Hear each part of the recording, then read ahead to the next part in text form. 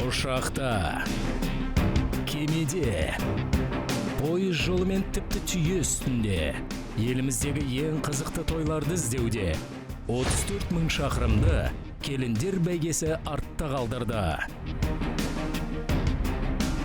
50 мың күтілген қонақ, 400 миллион теңге, 7 маусым ішінде 224 тағдырды тоғыстырған жоба.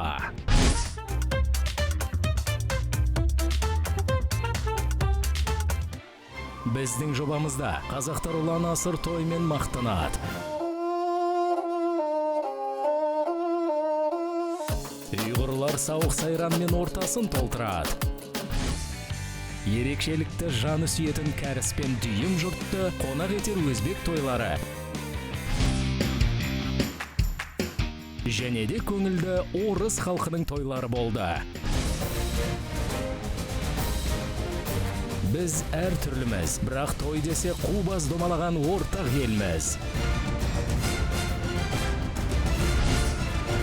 Келіндер бәйгесі, бақыт пен көз жасы қатар жүретін.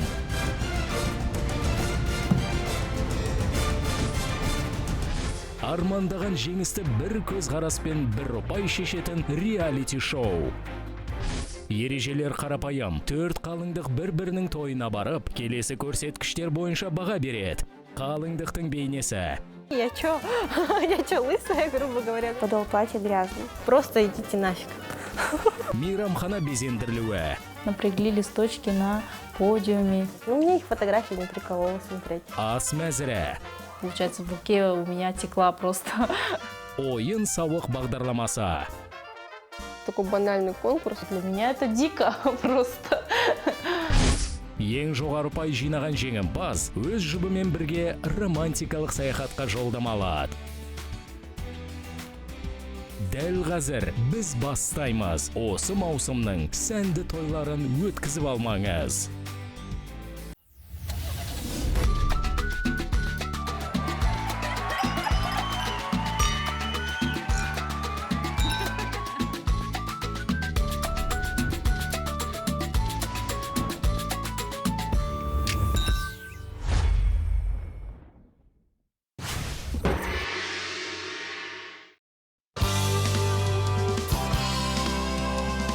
Бұл жолы келіндер бәйгесі ат басын Петропавлға тіреді. Күн келбетті 2 қалыңдық тұрмысқа шығып үлгерді. Алдымен бейнелі өнер пәнінің мұғалимасы 25 жастағы Рабиғаның некесі қиылды. Екінші болып Фатима тұрмысқа шықты. Ол бәрін егжей-тегжейлі ойластырыпты, тек өз бейнесінен басқасын. Какой макияж, какая прическа, я этого вообще ничего не придумала. Я вот люблю так не ходить, не париться. Сөйтіп қалыңдық кәсіби шеберлерге сенім артқанды жөн көрді, бірақ бұл шешімі өзіне таяқ болып тиді. Все равно глазам добавить яркости. Фатима тойға жиналғандарды тәп-тәуір тамақтандырды. Цезарь с курицей очень понравился. Вкусно было, да. Салат с курицей и гренками. Мне понравился. Көңілдерін де жақсы көтерді.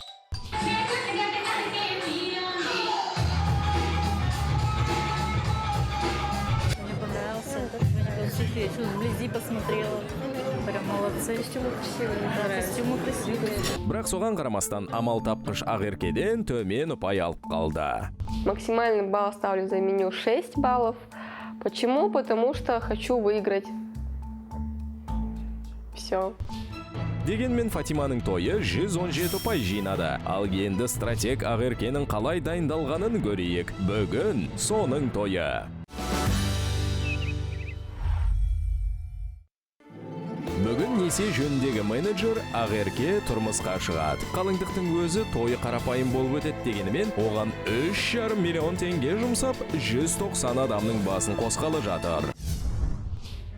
Бұл бикештің қалайда жеңіске жетсем деген ойы бар. Тіпті сол үшін бәсекелестерінің бағасын орынсыз төмендетуге де барып жүр. За шоу-программу ставлю 6 баллов.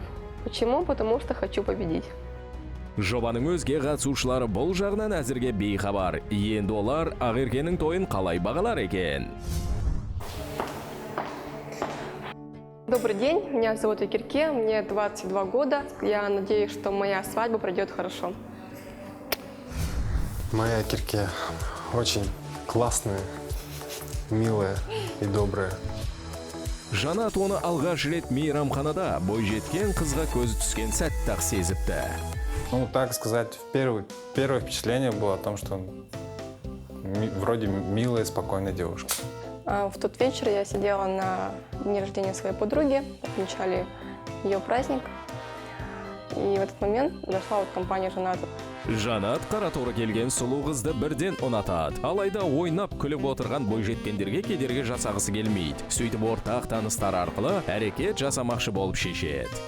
Мой друг уже сказал, что это ее, знакомая, так сказать, с которой он лично не знаком. Ол кезде жігіт осы батылсыздығының өзіне опық жегізерін, Ақеркенің көңілін табу ұзаққа созылып кетерін білмеген еді. Меня терзала эта мысль, что необходимо с ней познакомиться, пообщаться, узнать ее получше. В Инстаграме я ее нашел, отправил запрос на подтверждение. Бірақ Ақерке оның жазбаларын елеусіз қалдырды. Потому что не общаюсь в соцсетях с парнями. Люблю живое общение, когда с мной знакомятся вживую. Алайда қызбен көзбе-көз жолығуға Жанаттың еш мүмкіндігі болмады. Себебі Я работал и жил в другом городе. жігіт 3 апта бойы қыздан хабар күтіп, елеңдеумен жүрді, бірақ үміт ақталмады. Сөйтіп ортақ танысынан көмек сұрауға тура келді. Досы да Жанатты ұятқа қалдырмай, қыз алдында мақтауын асырды. Добрый, честный, умный парень. То есть попробуй, пообщайся, посмотришь. И в тот же вечер я приняла его запрос. Және ол ісіне ешқашан өкінген емес. С ним было очень интересно именно общаться. Человек мне показался на тот момент очень грамотным, начитанным. Хотелось продолжать общение. Жүздеген шақырым қашықтықта жүргеніне қарамастан, Жанат сүйген қызының көңілінен шығатындай қошемет көрсете білді. Постоянно дарил мне цветы. У меня просто в моей комнате был, не знаю, салон цветов, честное слово. Были букеты, там стояли по 5-6 букетов. Мама постоянно удивлялась, что за садовник. Арада біраз уақыт өткеннен кейін қос ғашық бір-бірінсіз тұра алмайтындарын түсінді. Жанат жұмысын Петропавлға ауыстырды. Содан көп ұзамай Я пришел к выводу, что я должен сделать ей предложение руки и сердца. Жанат өз ойын ерекше бір күні Ақеркенің туған күнінде іске асырмақшы болып жоспарлады. Бірақ өзі де байқамай сол күні таңертеңнен бастап сүйген қызының көңіл күйін бұзып алды. В тот день у нас был такой не то что конфликт, а было напряжение. Он мне весь день не звонил, не писал. То есть я ему звонила, я занят, попозже давай. Я занимался подготовкой. Жанат тек кеше ғана қалыңдығының алдында қайтақталды. Я сделал ей предложение руки и сердца. На что она моментально сказала мне «да», без раздумий.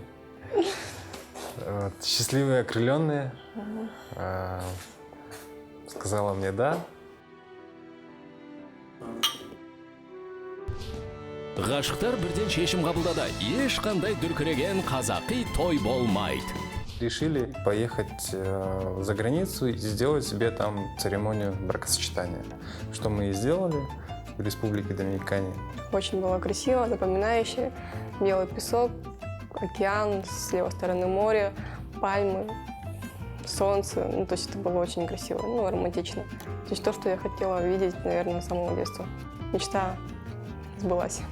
Бірақ екеуі өздерін үйлерінде не күтіп тұрғанынан хабарсыз еді. Мы приехали сюда, и нам родители оповестили то, что нет, необходимо сделать свадьбу.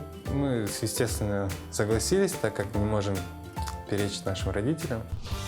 Қазақтың аста төк тойы ақыры жасалатын болған соң, жас жұбайлар оны барынша пайдаланып қалмақшы болып шешті. Мы готовы победить, да, мы хотим победить, надеемся. Будем стараться. Жарайды, жастар, қазақша тойды да Доминикандағы сияқты жақсылап ұйымдастыра алдыңдар мекен, көрейік.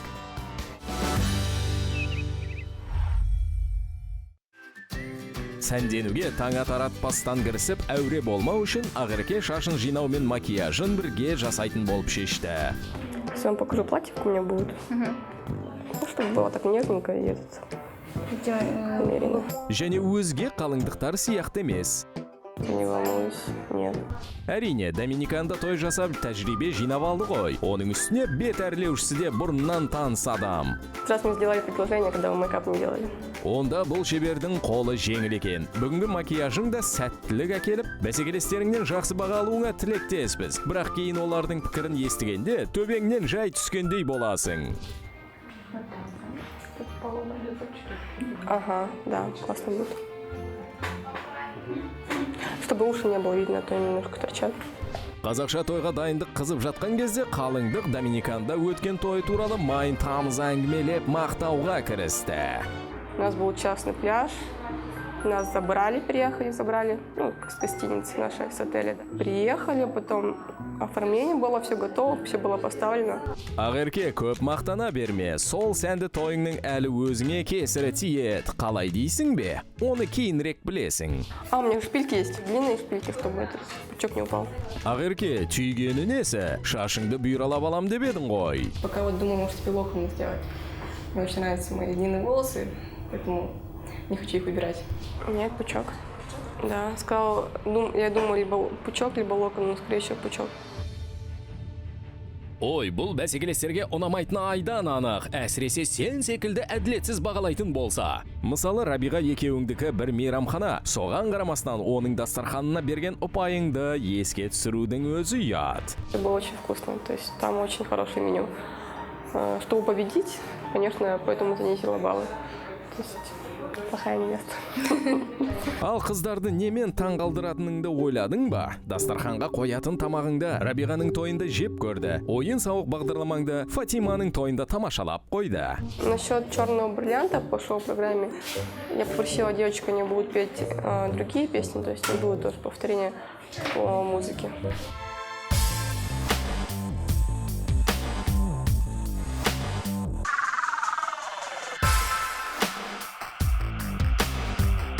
Мне очень нравится мой макияж, мой образ, моя прическа. Әрине, бұл Доминикандағы бейнең емес, бірақ тәп-тәуір болып шыққан сияқты. У меня какой пучок там? Обычный, да? Видишь, нет? Угу, все, вижу. Так, классно. Бірақ осы бейнеңді көргенде қыздардың аузынан мүлдем басқа сөздер шығады. Ал күйеу жігіт дән риза болады. Ендеше соған тезірек жетуге асық. Әйтпесе сені күтіп, оның да дегбірі таусыла бастады.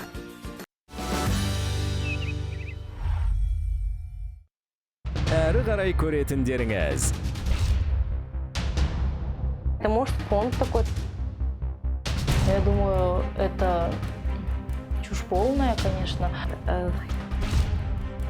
Ну, мне кажется, это их личное дело, почему бы и нет. Ну, у меня есть фотографии, не приколола смотреть.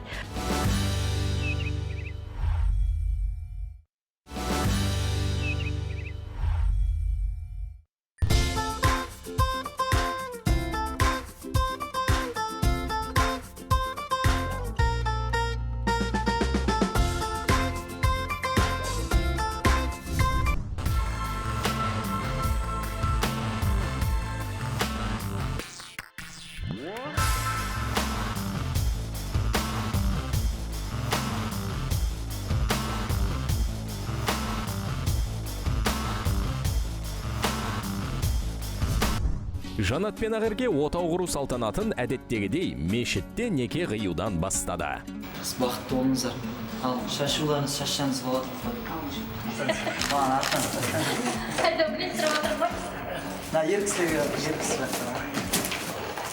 Міне жобаның ең ұқыпты қатысушысы Настя көрінді. Ол жас жұбайларды күтіп тұр екен.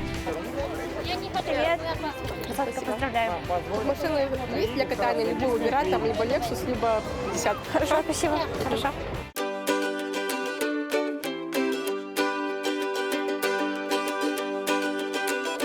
Настя, не істеп тұрсың? Көлік таңдауды өз еркіңе, саған қалаған көлігіңе мін деді ғой. Но так как я была одна, и мне было неудобно пойти с кем-то еще садиться в машину, я предпочла поехать со съемочной группой. Потому что хотя бы я их знаю.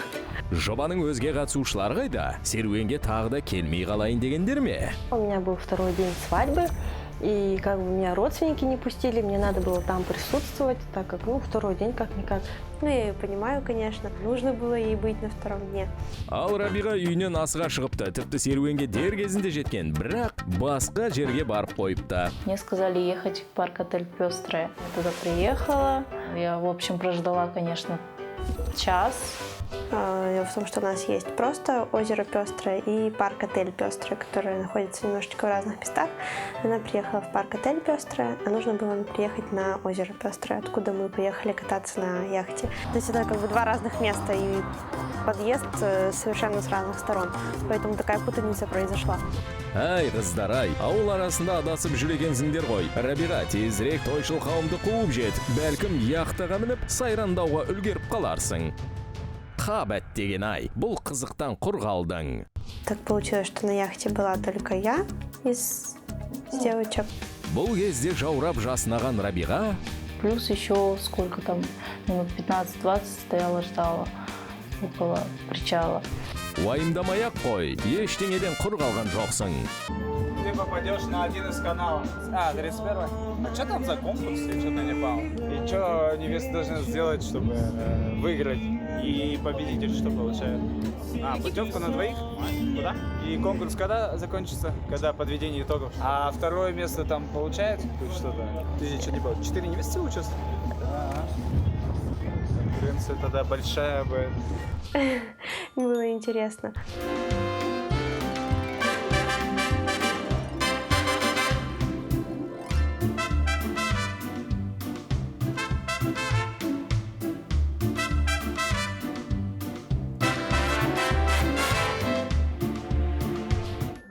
Ой, не заморай. Привет.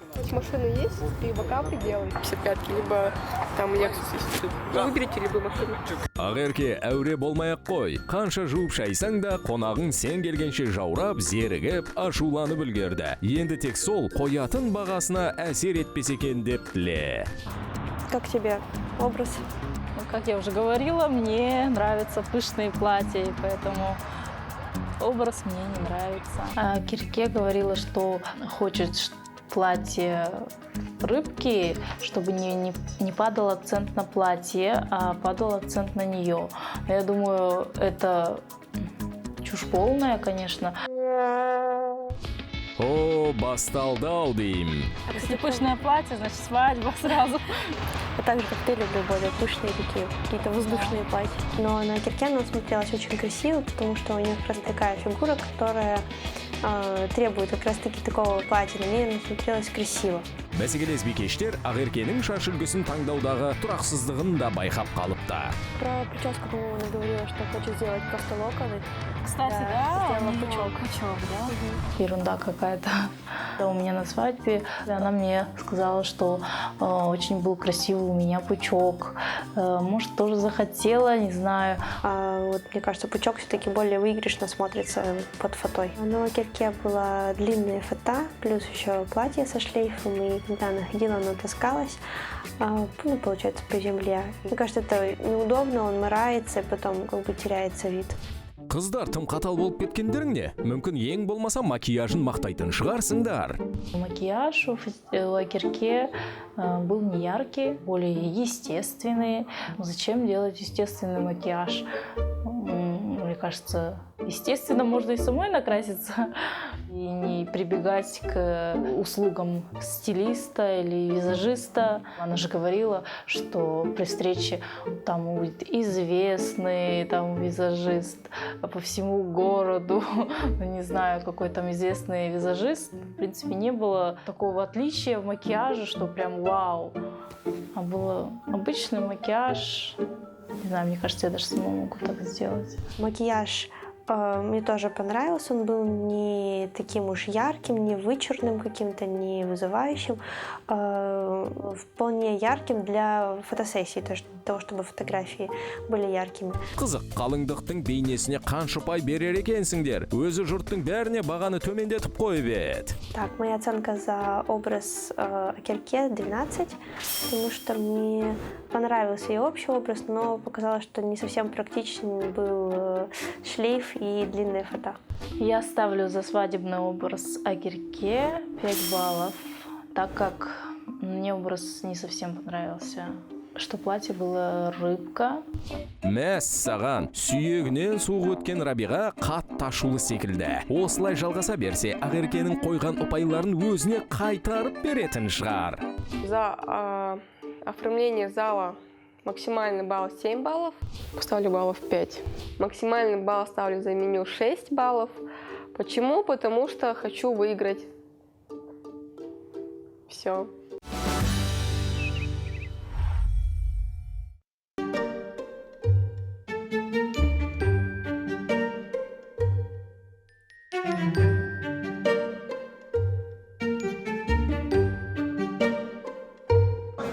Как тебе? Чего такого необычного? Обычно, да, баннер? Фотографии красивые.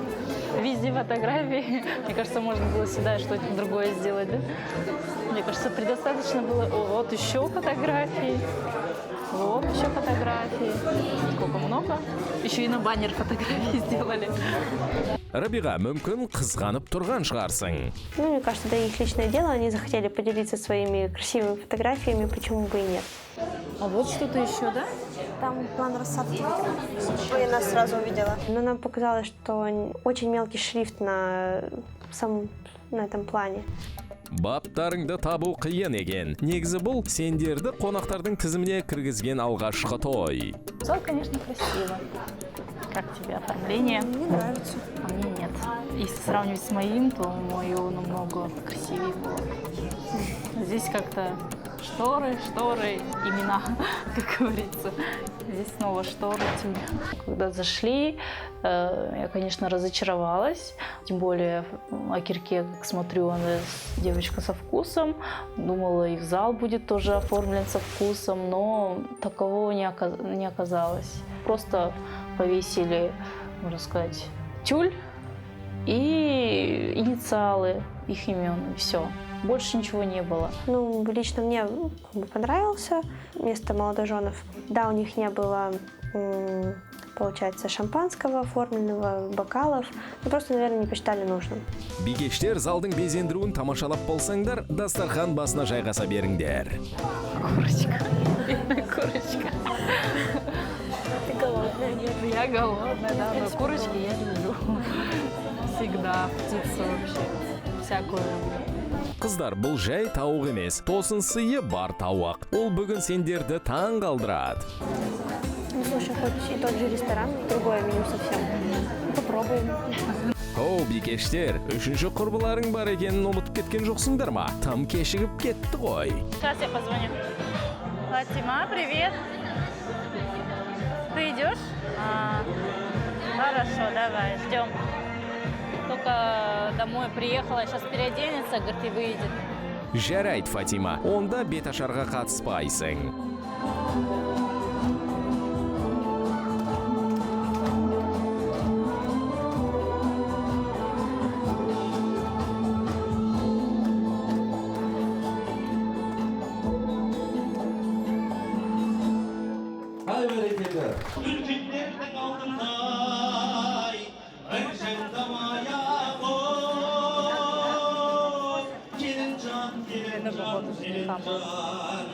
Ал ағашыгелеріміз Қадыршан Қанат мың сәлем. Фатима, Доминиканда түсірілген Love Story'ді да көре алмайтын болдың.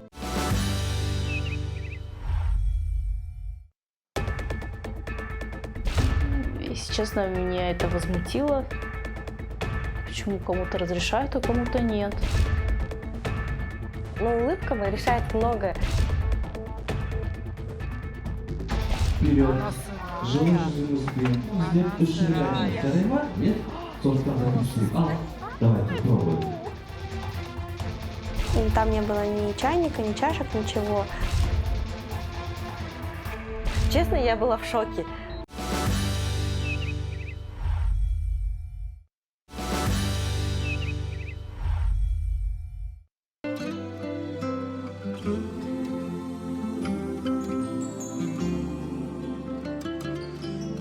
Perdona si te estoy llamando en este momento, pero me hacía falta escuchar de nuevo, aunque sea un instante, tu respiración.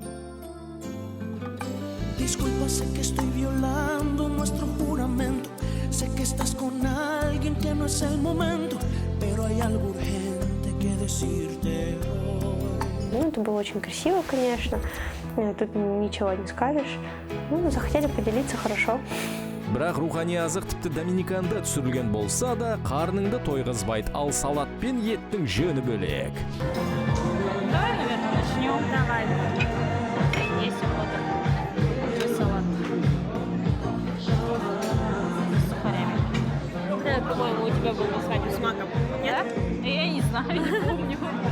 Адаммен амандасу, адамгершіліктің белгісі болса, ассалаумағалейкум деген сөзі Алланың. Греческий будешь? Да. Ты такое любишь, да? Себе побольше оливков. В принципе, эти салаты были вкусные, поэтому я их с удовольствием ела.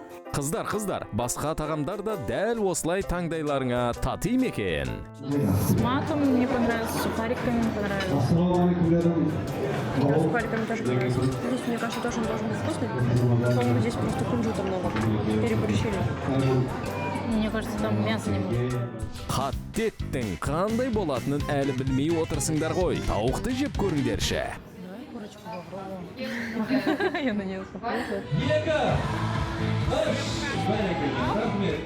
Твердая, кажется, как-то. Негізі бәлем бәрі енеден дейді ғой. Құдай сақтасын ондай болмай тұрсын. Бірақ біз сізден бастайықшы. Қолыңызды вперед, жылы жүзіңізбен. Ертең кім біледі, тұрматсаңыздар ол камера, фото, бәрі жұртқа бәрі olur. Нет? Сондықтан записывайық. Ал, давай, попробуй. Мен сізбен қорықпаймын. Алады. Уверенно попробуй. Қазақтар өзінің құдасын құдайға тең. Возле нашего стола практически не было официанта. Мы не могли найти даже кого-то, кто нам сможет там что-то подать или помочь, спросить там как-то. Мы как будто бы были не в ресторане, а как будто в столовой, где самообслуживание идет. Олар сендердің шағымданатындарыңды сезгендей-ақ.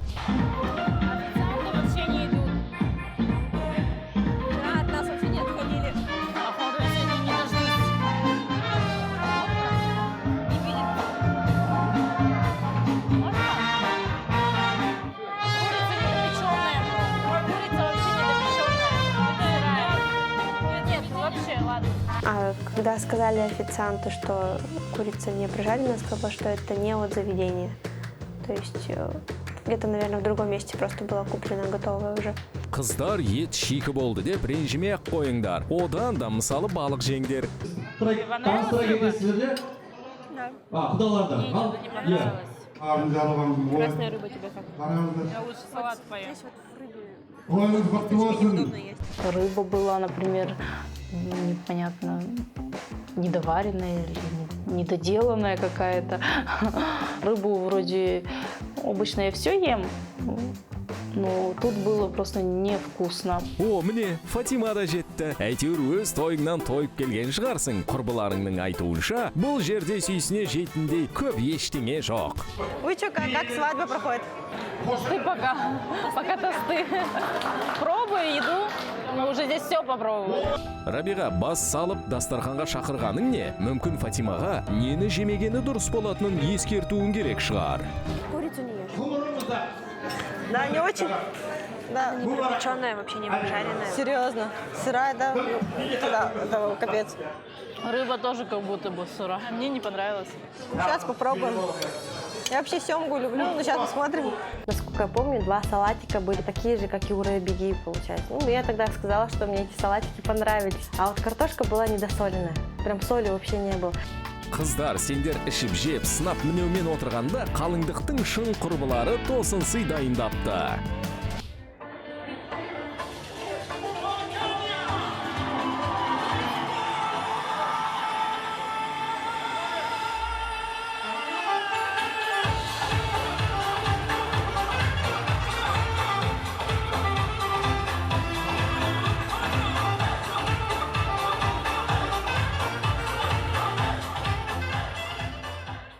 молодцы, что постарались для подруги своей, станцевали танец. Движения были плавными, красивыми. Это красиво смотрелось. Жаманды жақсылы жүректерін жалғады, биді тамашалады, енді жан-жақтарына қарап, залдың декорын бағаласа да болар еді. Здесь просто 2 стойки с цветами, и все, и фотографии как бы. За счет фотографий, конечно, это выигрышно смотрится, ну а так по оформлению здесь особо ничего не вкладывались. Я не знаю, для чего это столько много фотографий. Это может фонд такой, то что вот я ездила в Доминикану, я крутая, там, я не знаю. Если честно, если бы фотографий не было, оформление отстой. А нам не разрешили в этом месте делать, кстати. А почему, интересно? Нам сказали, вот эта зона только и все. Кстати, точно, а им разрешили сделать в этом месте зону, фотозону. Если честно, меня это возмутило, с одной стороны. Почему кому-то разрешают, а кому-то нет. Тем более у нас людей было меньше. Қызық, Рабиғаның бұл ашуы қоятын бағасына әсер ете ме екен? За оформление ставлю 5 баллов, так как мне не понравилось оформление, было слишком простое. Также баннер был тоже, можно было что-то другое придумать. Тағы да 5 ұпай. Ақеркенің өз істегені алдынан шығып жатыр ма? Әлде Рабиға шынымен қатты ашулы ма? Мүмкін басқа қыздар мейірімдірек болатын шығар. Настя, сен не дейсің? Рабиғада емес, Доминиканда түскен суреттерді ұнатып едің ғой. За оформление ресторана моя оценка 11, потому что я не была в таком прям восторге, да. На свадебное оформление Кирке мой балл будет 6. Ну, мне их фотографии не прикололо смотреть. Президиум был такой неяркий, такой неважняцкий, если честно. И потом, ну, ничего такого прям не было. Вау, что бы я бы сказала. Қыздар, бәлкім қазір көңілдерін көтеріліп, жібейтін шығар. Асаба ойын дайындап қойыпты.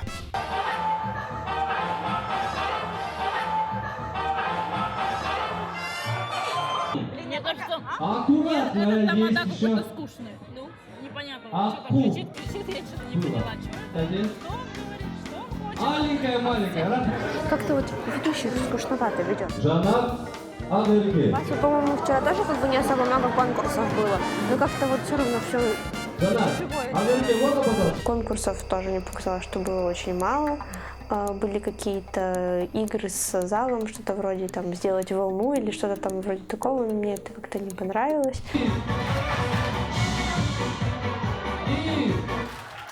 Тамада как будто бы пришел с улицы, там просто что-то говорит монотонно. Мы сидели, нам было скучно, очень скучно. Поехали. Первый человек — это мужчина с усиками. Поехали, быстрее!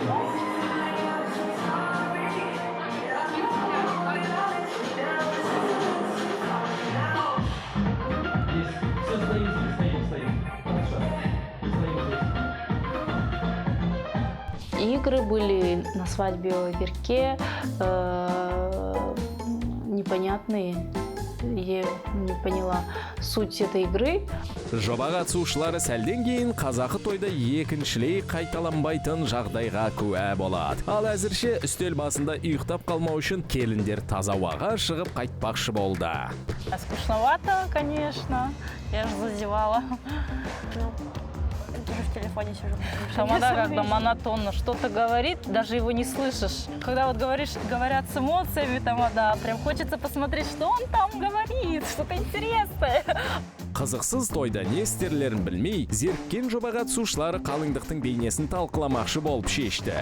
А тебе как вообще образ невесты? Я могу сказать, русалка ей идет. Она прям удачно выбрала себе платье вот в этом плане.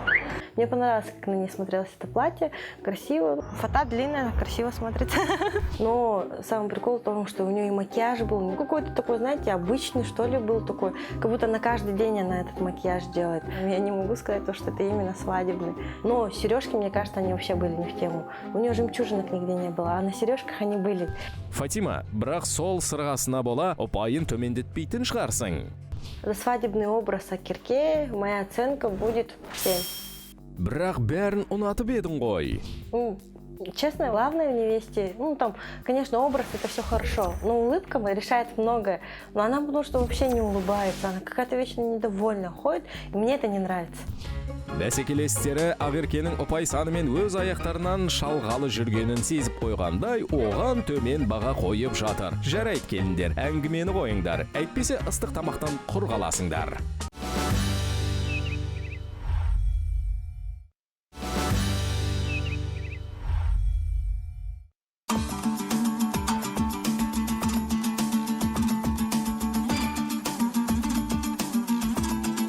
Ай бәрекелді рахмет, енді қош келдіңіздер. Ал енді араларыңыздан 4 кісі шыға қойсын алдағары.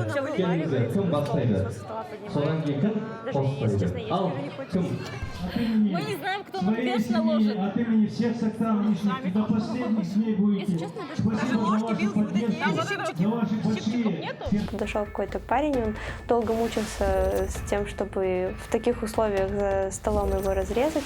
И потом, когда уже все было готово, мы пытались его положить на тарелочку, мясо это вываливалось.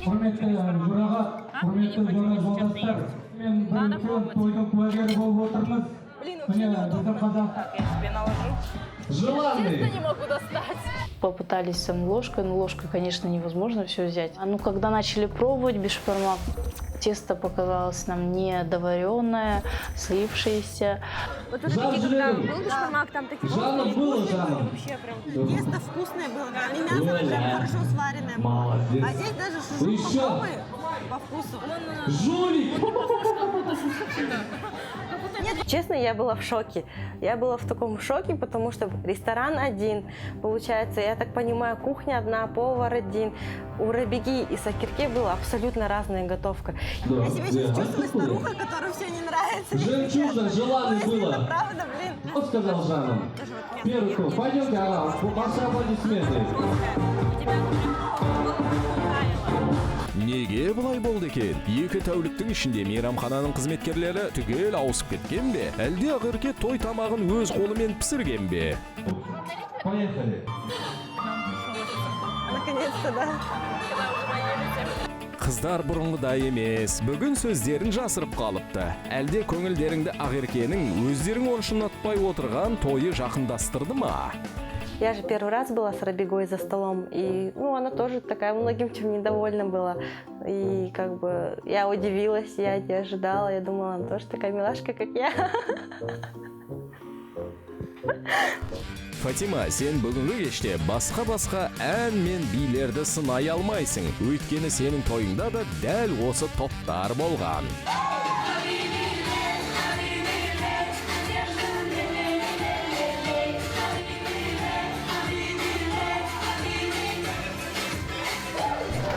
Бриллиант.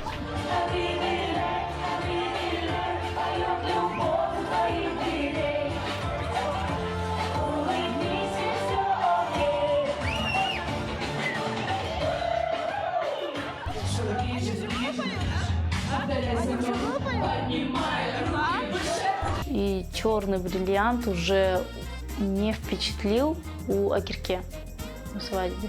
Пели также эти же песни.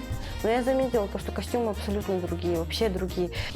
Ал Ақерке мүлдем басқа нөмірлер болады, солай келістім деп еді. Сірә кешігіп қалған-ау. Қыздар, ойын-сауық бағдарламасын қалай бағалайсыңдар? Свадебную шоу-программу я оценю на 6 баллов по причине того, что многое зависит от тамады, но тамада здесь был неважный. Он называл Ақерке Керим, тоже, мне кажется, для нее, наверное, большое значение имеет. Моя оценка за шоу-программу 7, потому что мне не понравился ведущий. В целом программа была скучная. За шоу-программу ставлю также 5 баллов, так как я сказала, что меньше 5 не буду ставить, поэтому самое низкое это 5 баллов для меня. Қыздар, сендер ғана емес, басқа қонақтар да зерге бастаған секілді. Сондықтан өз көңілдерін өздері көтеруге кірісіп кетті.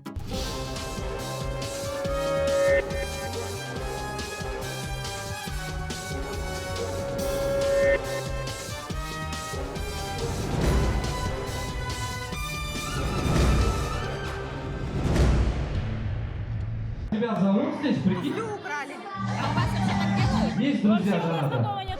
Бірақ тойда Ресейден келген қонақтар отыр ғой, сондықтан әртүрлі жағдай болуы мүмкін. Был антракт, и я подошел с идеей, то, что надо красть невесту, но с ее слов она сказала, что у них так это не принято, но позволила украсть туфли. Өтеуін жігіт жолдасқа өтеуге тура келді.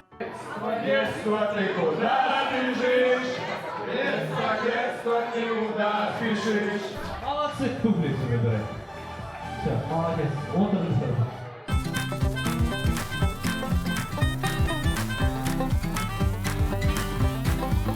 Только они дружка мало мучили. Можно было подольше его помучить, что-то сделать, спеть, танцевать, не знаю, что-то принести. Іштері пысып зеріккен қыздар таң қалуды қойған секілді. Тіпті қазақ тойдағы орыстың салт дәстүрінде оғаш көретін емес. Когда у вас там белый танец? Когда белый танец?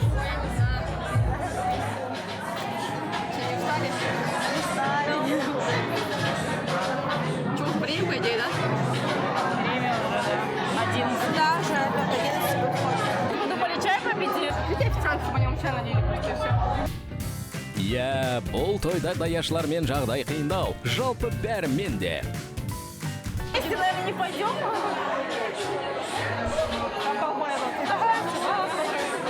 Чайный стол был очень богатым, там было очень много всяких сладостей. Но чай нам попить не удалось, потому что там не было ни чайника, ни чашек, ничего. Но официантов мы не нашли. Я увидела одну девушку, пошла навстречу к ней, она просто зашла куда-то в кухню, и больше мы их не видели. Особо на нас никто внимания не обращал. То, что мы даже чай попили, не попили, там, мне кажется, всем было все равно. И там даже никто не заметил, что мы такие пошли, типа нет, так нету.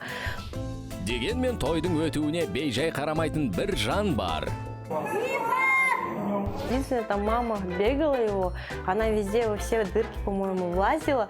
То, что на всех кричала, тише, тише, там пост тому, этому. А так она прям такая громкая и властная женщина. Осында енесі бар Ақеркенің жолы болған, ал әзірге өзін тәттімен еркелете тұрсын. Он такой симпатичный был, украшен живыми цветами розовыми, украшен такими жемчужинками. Может, к нему, я не знаю, Керке сережки себе купила, я не знаю.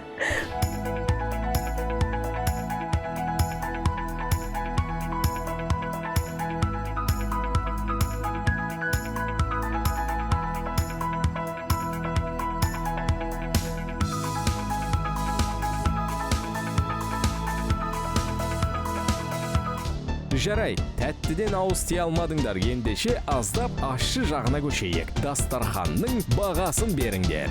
Моя оценка за свадебное меню будет 6 баллов. Ну, так как было больше минусов, чем плюсов.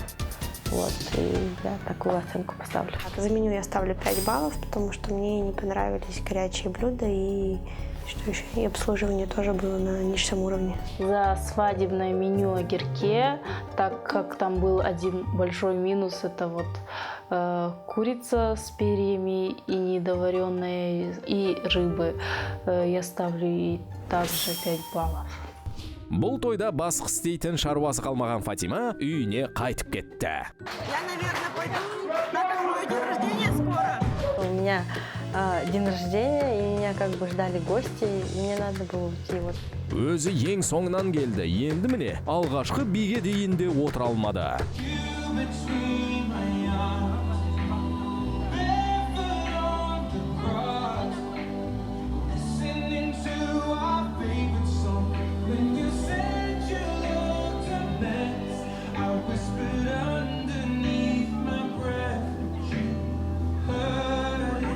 У них вальс был не поставлен, но они просто станцевали медленный танец, получается, с использованием спецэффектов, да. Ну, смотрелось все, в принципе, обычно. Было, конечно, красиво, что сказать. Не дейміз, жұрттың бағасын әдейі төмендеткен қалыңдық бірдеңе сезген болуы керек. Оның тойын бәсекелестері сынап мінеп, дәл өзіндікіндей төмен ұпайлар берді. Тек бұл жолы жоба қатысушыларының ойынша баға әділ қойылды. Сонымен ең төмен бағаланған той дастарханы болды. 16 ұпай. Ойын-сауық бағдарламасымен арасында қалыңдықтың есімін ұмытып қалып тұрған асаба екінші орында 18 ұпай. Жоба қатысушылары залдың безендірілуін 22 ұпайға бағалады. Бұл тойда ең жоғары бағалған қалыңдық пен оның бейнесі болды. 24 ұпай. Бәрін қосқанда Ақерке 80 ұпай жинады. Бұл әзірше осы аптадағы ең төменгі көрсеткіш. Оған тіпті өзгелердің бағасын төмендетіп қойғанында көмектесе алмады.